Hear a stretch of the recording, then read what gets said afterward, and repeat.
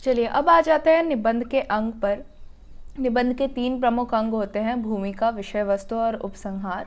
तो obviously starting जो introduction part, उसके बाद जो बेसिक उसके अंदर जो नॉलेज है, और ऑब्वियसली कंक्लूजन जिसके बारे में मैंने पहले ही बताया था, उसको हिंदी में भूमिका, विषय वस्तु और उपसंहार बोला जाता है। तो भूमिका उसका प्रस्तावना भी कहते हैं। इसमें निबंध के विषय को स्पष्ट किया जाता है। भूमिका रोचक होगी तभी पाठक निबंध पढ़ने के लिए उत्सुक होंगे। सवाल यह आता है कि निबंध की भूमिका कैसी लिखी जाए। निबंध की शुरुआत किसी लेखक, कवि, चिंतक या राजनीतिज्ञ के कथन से की जा सकती है। यह सही है कि सुप्रसिद्ध कथन से निबंध प्रारंभ करने से पाठक के मन मस्तिष्क पर अच्छा प्रभाव पड़ता है। तो बेसिकली क्या कैसे स्टार्ट कर सकते हैं, अगर आपकी स्टार्टिंग जो इंट्रोडक्शन है वो अच्छा होगा ना, तो आपको बाद में वो निबंध जो पाठक पढ़ेंगे, जो रीडर्स उसको पढ़ेंगे, उनको भी अच्छा लगेगा वो चीज़ पढ़ने में। तो इसको कैसे हम ब्यूटीफाई कर सकते हैं, कैसे इंटरेस्टिंग बना सकते हैं। तो बेसिकली कोई भी इम्पॉर्टेंट पर्सन जिसका नाम सभी लोग जानते हैं, बहुत पॉपुलर जो लोग हैं, तो उन्होंने अपनी लाइफ में कुछ अचीव किया होगा और उनके द्वारा कही गई बात बहुत ज़्यादा इंपॉर्टेंट मानी जाती है। तो इसीलिए उनके कुछ कोट्स, जो अगर हम कोट वहाँ पे लिखते हैं, जिससे कि उस निबंध का एक मतलब मिरर इमेज मिल जाता है, इसका एक रिफ्लेक्शन मिल जाता है, तो बहुत ही एक इम्पैक्ट पड़ता है, बहुत ही प्रभाव पड़ता है जो कि उस चीज़ का, उस निबंध का पाठक है। उसके बाद दूसरे से निबंध प्रारंभ करने से पाठक के मन मस्तिष्क पर अच्छा प्रभाव पड़ता है। दूसरा प्रकार है, सॉरी मैंने वो लाइन वापस पढ़ी, दूसरा प्रकार है कि किसी घटना के उल्लेख से निबंध प्रारंभ किया जाए। भूमिका के हाल ही में घटी किसी घटना से विषय को जोड़कर भी परिवेश का निर्माण किया जा सकता है। एक और पद्धति भी है। मैंने बहुत पहले एक निबंध पढ़ा था, उसका प्रारंभ कुछ इस प्रकार हुआ था। बाबूजी अखबार ले आना। हमारी आंख तब खुलती है जब हम दरवाजे पर अखबार आता है। क्या आप जानते हैं कि अखबार कैसे छपता है? यह विज्ञान की महत्वपूर्ण देन है। इस प्रकार की प्रस्तावना के बाद समाचार पत्र पर बहुत अच्छा निबंध लिखा जा सकता है। महत्वपूर्ण बात यह है कि भूमिका के अंतिम पंक्ति तक पहुंचते पहुंचते निबंध के मूल कथ्य का उल्लेख कर दिया जाना चाहिए। सो बेसिकली सेकेंड तरीके का आपको क्या हो सकता है कि मतलब उससे रिलेटेड अगर कोई चीज़ हुई है आज, मतलब उससे रिलेटेड कोई भी इवेंट हुआ है या कोई भी इंसिडेंट हुआ है, तो उस हिसाब से आप वो निबंध को स्टार्ट कर सकते हो। नहीं तो थर्ड चीज़ क्या है जो कि मतलब डे टू डे लाइफ में आप फेस करते हो और उस चक्कर में कुछ ऐसी रिलेटेबल चीज़ जो मोस्टली लोग सेम आपकी तरह ही उस चीज़ को देखते हैं, तो उससे मतलब अब एक रिलेटेबल तरीके से, मतलब रोज़मर्रा की ज़िंदगी से एक कुछ कथन को उसमें डाल के फिर अगर भी निबंध लिखा, जैसे ये अखबार का निबंध था, तो इस टाइप से भी निबंध शुरू किए जा सकते हैं। तो 3 तरीके से, एक तो कोट से, सेकेंडली अगर कोई इवेंट अभी हुआ है तो उसका उल्लेख करके, थर्ड चीज़ है अगर कुछ रोज़मर्रा की ज़िंदगी में कोई रिलेटेबल बात है उसके बारे में बता के निबंध को शुरू किया जा सकता है। लेकिन सबसे ज़्यादा इंपॉर्टेंट ये है कि जो उसका पैराग्राफ एंड होता है तब तक आपको क्लियर हो जाना चाहिए इंट्रोडक्शन में कि इसमें मूल विषय वस्तु क्या होगा। उदाहरण के लिए भूमिका का एक और नमूना देखिए। महानगर का जीवन विषय की भूमिका हम कुछ इस प्रकार लिख सकते हैं। मतलब ये एक एग्जाम्पल दिया गया है, ज़रूरी नहीं है ऐसा लिखना है, बट हाँ लिख सकते हो आप। हमारा देश बहुत तेज़ी से विकास कर रहा है, नित्य नए उद्योग खुल रहे हैं, नए कारखाने लग रहे हैं, नए कार्यालय खुल रहे हैं और इस विकास के केंद्र में बड़े बड़े नगर। गांवों, कस्बों और छोटे शहरों के लोग बड़े शहरों की ओर भाग रहे हैं। उनका वहां रोजगार का अवसर अधिक है। परिणाम स्वरूप ये नगर महानगर बन गए हैं। जो जो महानगर की आबादी बढ़ रही है त्यों त्यों उनका जीवन बदल रहा है, समस्याएं बढ़ रही हैं। सो बेसिकली यहाँ पे आइदर ये बोला जा सकता है कि मतलब बेसिकली महानगर का जीवन के ऊपर ही निबंध है ऑब्वियसली, तो वो पहले प्रॉब्लम्स भी बताएंगे, उसके एडवांटेजेस डिसएडवांटेजेस बोल के कंक्लूजन लिखेंगे। बट हमको एग्जैक्टली पता चल गया है कि पहले जो स्टार्ट किया कि ये वाला कौन सा वाला है निबंध का, मतलब स्टार्ट करने का तरीका इवेंट्स वाला, जो सेकंड नंबर पे कहा था ना कि इवेंट्स जो आजकल हो रहे हैं नॉर्मली, उससे रिलेट करके ये इसको लिखा गया है कि मतलब ऐसा हो रहा है, वैसा हो रहा है, फैक्ट्स बता के इस निबंध को स्टार्ट किया गया है और इस तरीके से इसको पूरा बताया गया है कि कैसे आजकल कामकाज होता है और उस तरीके से इसको आगे लिखा गया है। उपरोक्त भूमिका उदाहरण के रूप में दी गई है, आपको ये अच्छी ना लगे तो अपने ढंग से प्रारंभ कीजिए। अगर आपको ये एक अलग ऐसा नहीं पसंद और कुछ अलग तरीके का पसंद है तो आप अपने हिसाब से भी स्टार्ट कर सकते हो। फिर विषय वस्तु निबंध का मुख्य भाग है, जो कि बेसिक उसका जो मैटर है, जो उसका मसाला है, वो एक्चुअली विषय वस्तु ही है। इसमें विषय का परिचय दिया जाता है, उसका रूप स्पष्ट किया जाता है, विषय का एक केंद्रीय भाव होता है, उसका विस्तार करने की आवश्यकता होती है। विषय के विभिन्न पक्ष होते हैं, पक्ष विपक्ष के तर्क देकर विषय वस्तु की को गहराई से समझाया जाता है। कुछ विषय ऐसे होते हैं जिनसे प्राप्त होने वाले लाभ या हानि का उल्लेख भी किया जा सकता है, जैसे विज्ञान के लाभ या हानि। तो बेसिकली इसके बाद जो आ जाता है कि जो मेन मैटर है एक ऐसे का, उसको किस तरीके से लिखा जाता है। तो एक आपका सब्जेक्ट जो दे दिया गया है उसको केंद्र करके, उसको ध्यान में रखते हुए पूरे निबंध को लिखा जाएगा, और उसमें भी बहुत सारी चीज़ें तर्क वितर्क करके और कुछ प्रोज एंड कॉन्स बता के, एडवांटेज डिसएडवांटेज बता के, और किस अलग अलग लोग उस चीज़ को कैसे अलग अलग तरीक़ों से देखते हैं, इन सब की बातों की गहराइयों में जाके उसको पूरी अच्छे तरीके से समझने का जो प्रोसेस होता है वो विषय वस्तु में आता है।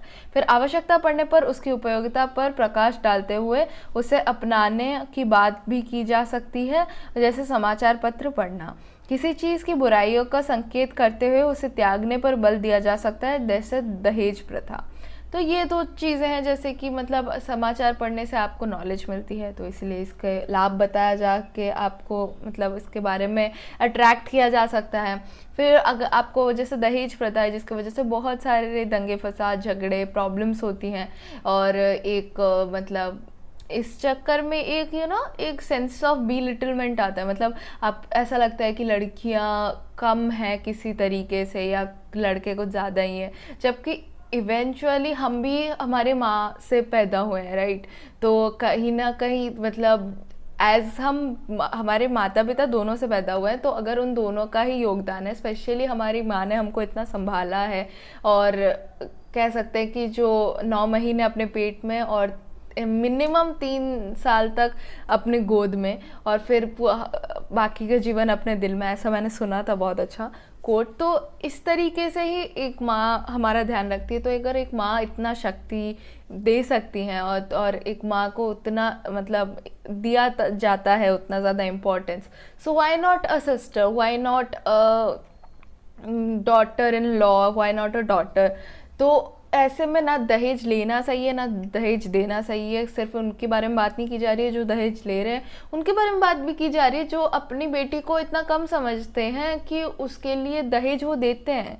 क्यों आप अपनी बेटी को इतना ज़्यादा काबिल बनाओ कि उसको ऐसा इंसान मिले जो उसे उसके लिए पसंद करे, जो उसके पर्सनालिटी ही ऐसी बिल्डअप करो कि उसकी पर्सनालिटी बने, जिसके लिए पर्सनालिटी पे के बेस पे ही सामने वाला उसको पसंद करे, ना कि उसको मतलब उसको अपनाने के लिए किसी और चीज़ की ज़रूरत पड़े। क्योंकि इसका मतलब ये थोड़ी होगा कि इसने इस इंसान को अपनाया है, उसका मतलब ये होगा कि किसी और रीज़न को उसने अपनाया है, ना कि इस इंसान को।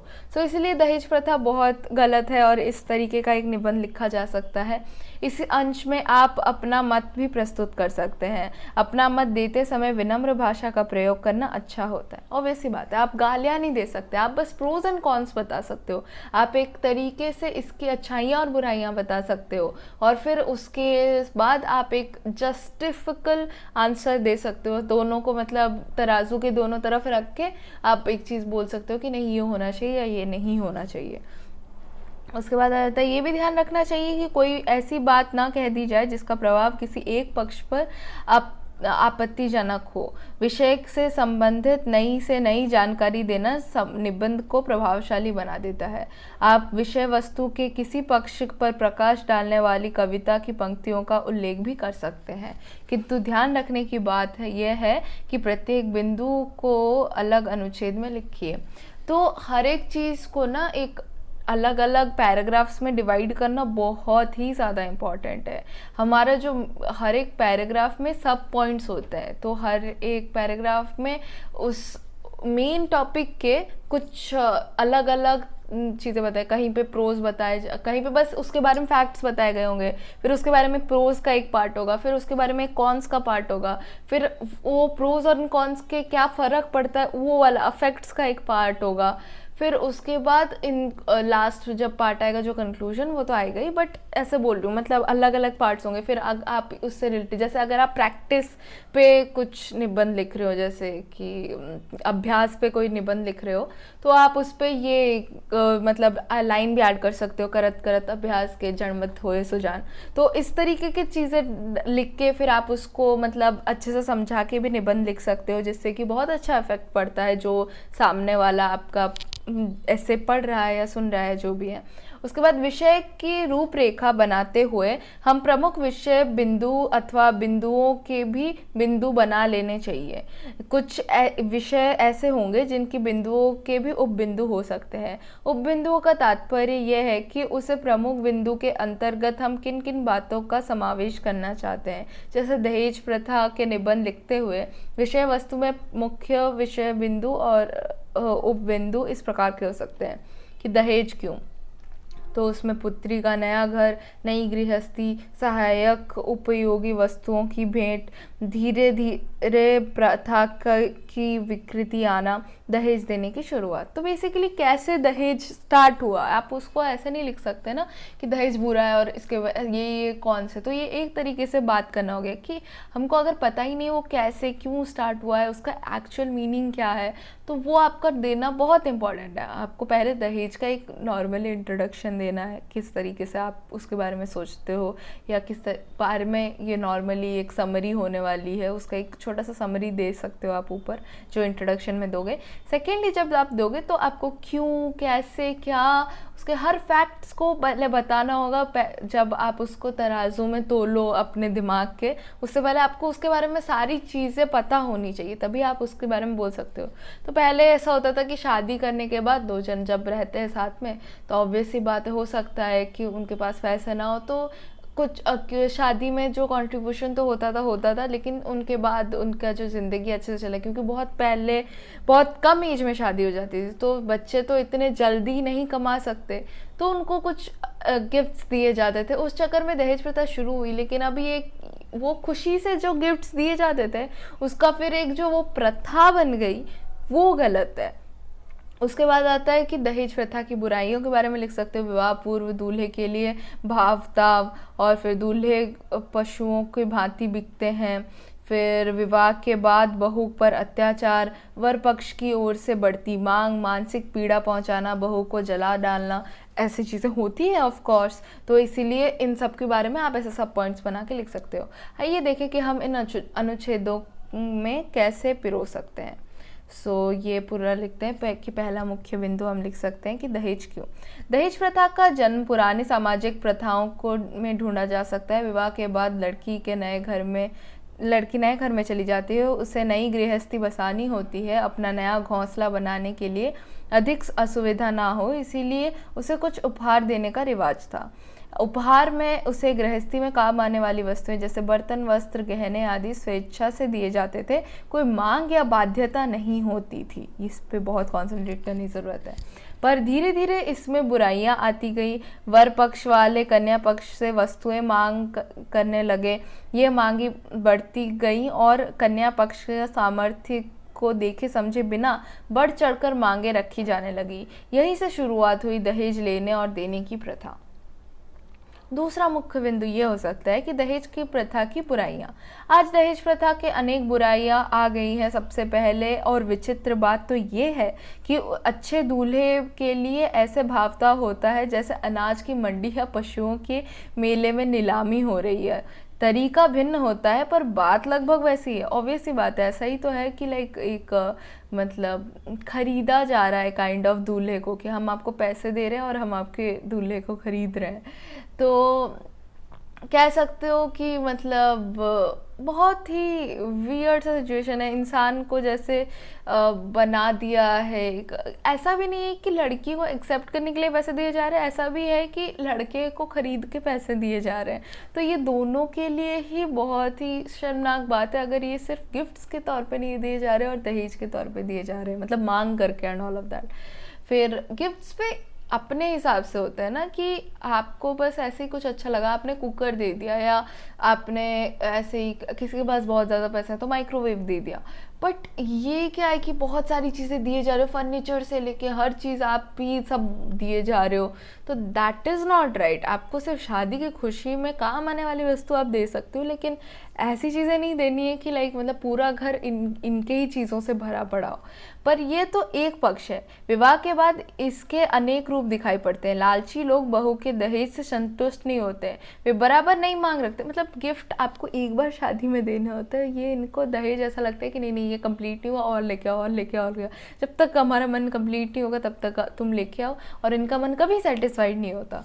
फिर बहू के विवश करते हैं कि वह अपने माता पिता के लिए के यहाँ से ये लाए वो लाए, इन मांगों को पूरा करना उसके वश में नहीं रहता। तब बहू पर अत्याचार प्रारंभ हो जाते हैं और उनके अनेक प्रकार के मानसिक कष्ट दिए जाते हैं। पहले तो उसे विवश किया जाता है कि वो तंग आकर आत्महत्या कर ले। यदि ऐसा नहीं होता तो सास, ननद, पति आदि मिलकर बहू को जला डालते हैं और उसे दुर्घटना का नाम दे दिया जाता है। इस प्रकार विषय की बिंदु और उपबिंदु अनुच्छेद में रचना के सहायक होते हैं और निबंध बनता चला जाता है। तो मतलब ऐसे ही आप अगर बिंदुएं बना ले तो आपका एक बहुत ही सिस्टमैटिक सा निबंध होगा, जिसमें मतलब आपको पता होगा एक के बाद एक चीज़ आ रही है और इसी प्रोसेस में, इसी ऑर्डर में, ऐसा स्टेप बाय स्टेप ये चीज़ें होनी चाहिए।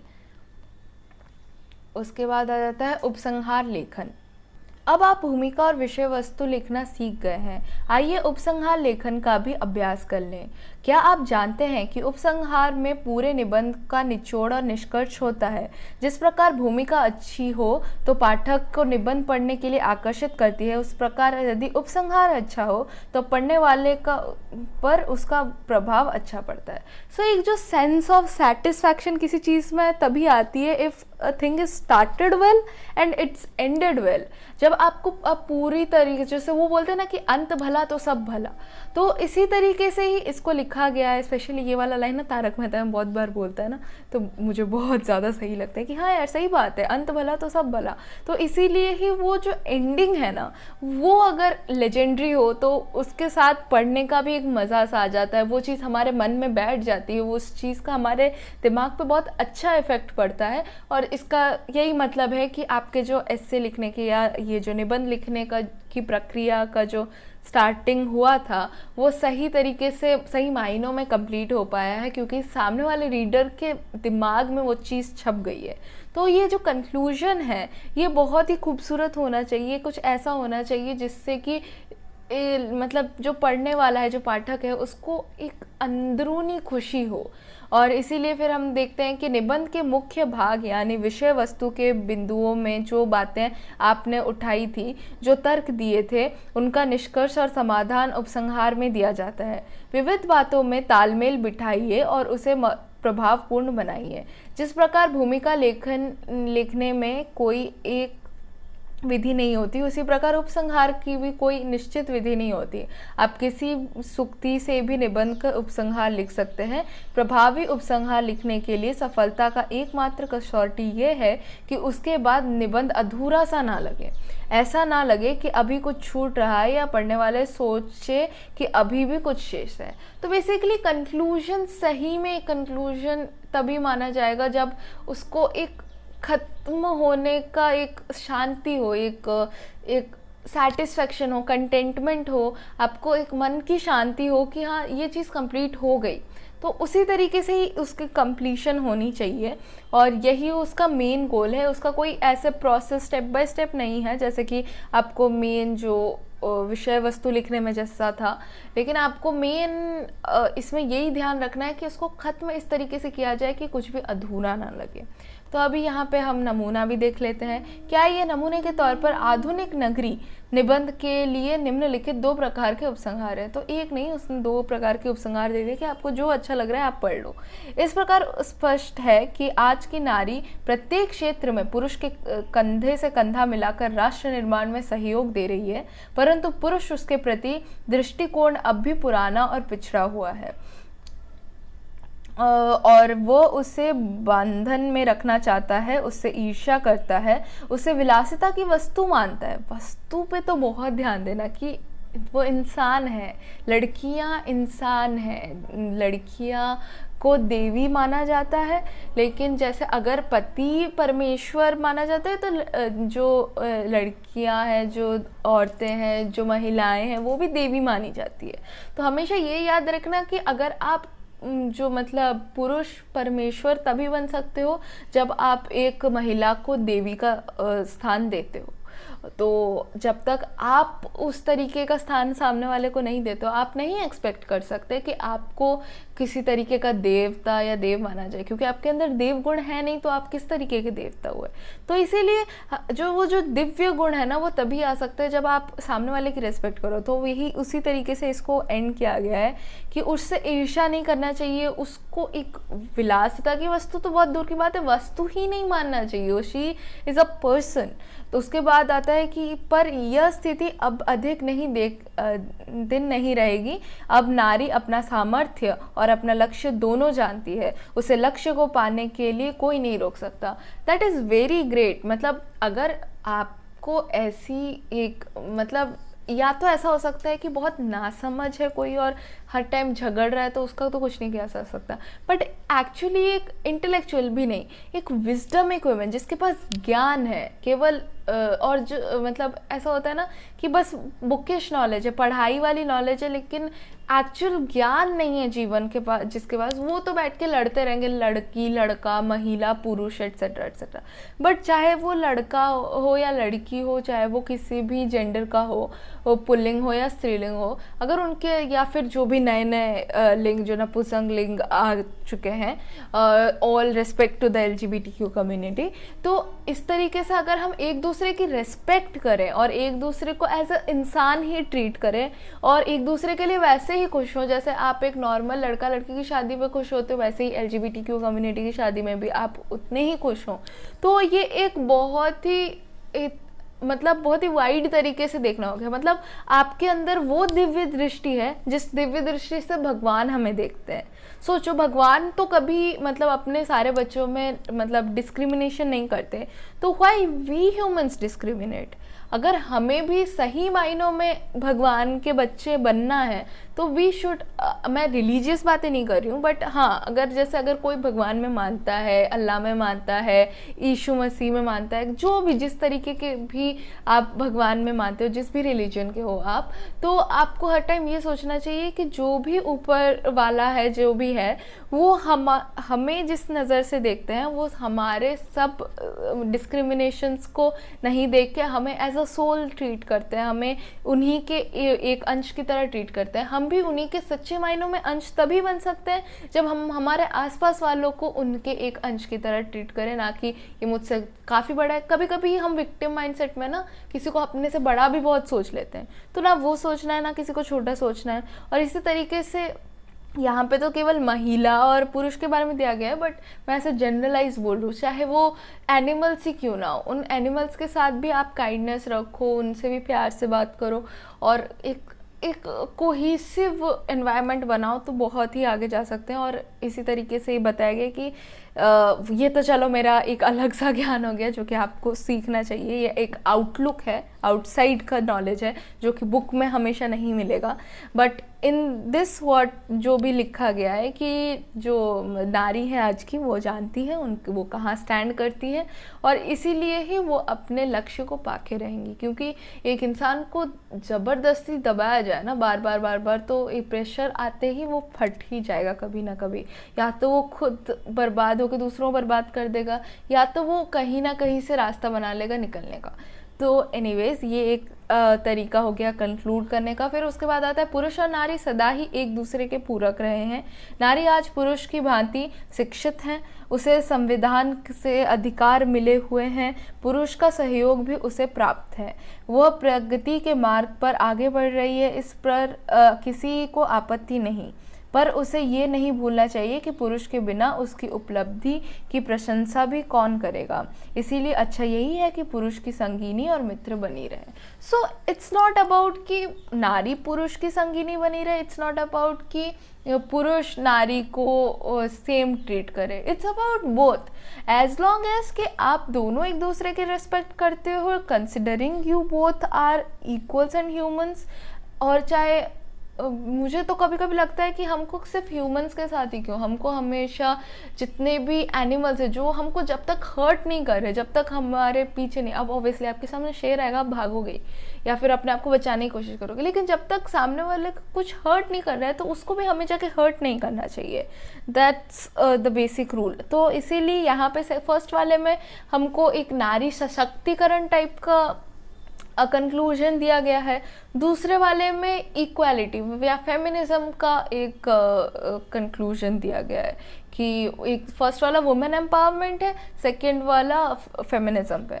तो इस तरीके से दोनों ही एक मतलब इसको इस तरीके से एंड करते हैं कि और कुछ बाकी नहीं लगता, और जिस वजह से ये एक परफेक्ट कंक्लूजन हो पाता है।